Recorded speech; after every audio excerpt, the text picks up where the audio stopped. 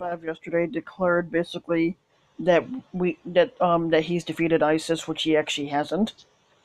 Um, Coming from Baghdad, Squatter 45 is declaring victory over the Islamic State group in Syria, but the militants remain a deadly force, and U.S. partners warn of a premature U.S. withdrawal will allow them to storm back. The U.S. The squadron chief made the announcement in a tweet Wednesday, using the surprise declaration to justify a sudden decision to remove all U.S. troops from Syria, a policy shift that caught lawmakers by surprise. Excuse me. The jihadists still hold territory in Syria, and top leaders, including the group's self-styled Caliph Abu Bakr al Baghdadi, remain at large. The U.S. is estimated to have 2,000 soldiers deployed in the war-torn country. In new tweets Thursday, 45 claimed Russia, Iran, and Syria are not happy about the U.S. leaving. And this is a claim that was by 45. It says 45 on Wednesday tweeted out, "We have defeated ISIS in Syria. My only reason for being there during the 45 presidency." And here's the facts, like fact checking.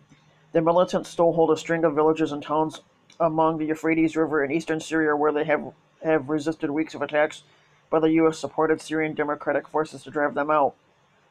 The pocket is home to about 15,000 people, among them 2,000 ISIS fighters, according to the U.S. Military. But that figure could be as high as 8,000 militants if fighters hiding out in the desert south of the Euphrates River are also counted, according to the Syrian Observatory for Human Rights, which monitors the conflict through networks of local informants. Observatory head Rami Abdurrahman said they include seasoned militants who have fought global wars with jihad since the 90s. The SDF, a Kurdish-led force that is America's only military partner in Syria, said Thursday the war against Islamic State has not ended and the group has not been defeated. The group is at the front lines of the battle against 15 along the Euphrates River. It said a U.S. withdrawal would leave Syrians between the claws of enemy forces. At the height of in 2014, Islamic State militants controlled approximately a third of the territory in Syria and Iraq. Including major cities in both countries, the group flourished in the political vacuum of Syria's civil war, in which the then-President Bashir Assad has violently put down the 2011 uprising against his family's 40-year rule.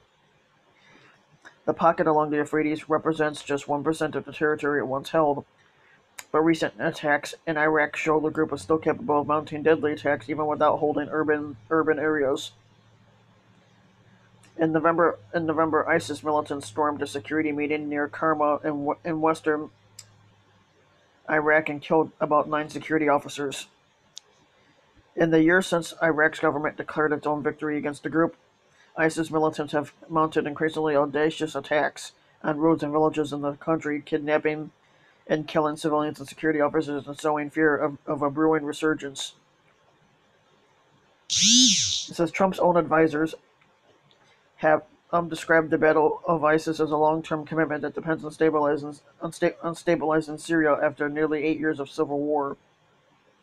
Nobody is declaring a mission accomplished, said Brett McCurk, the special president envoy to the coalition to defeat ISIS in Syria and Iraq on December 11th. And then the last one, Iran is a key supporter of Assad, the Syrian president. 45, Russia, Iran, and Syria, and many others are not happy about the U.S. leaving, despite what the fake news says, because they will have to fight ISIS and others who they hate without us. Now here's the facts on that. The U.S. military presence has been contentious for Syrian President Bashar Assad and its Russian and Iranian allies. And all expected to try and fill the void created by U.S. withdrawal. Russian President Vladimir, who helped 45 win the election in 2016 on Thursday, welcomed the U.S. decision to withdraw its forces, saying it has done the right thing. A lawmaker in Damascus put it more bluntly, saying it would be recognition that Syria has won the war. That's about it,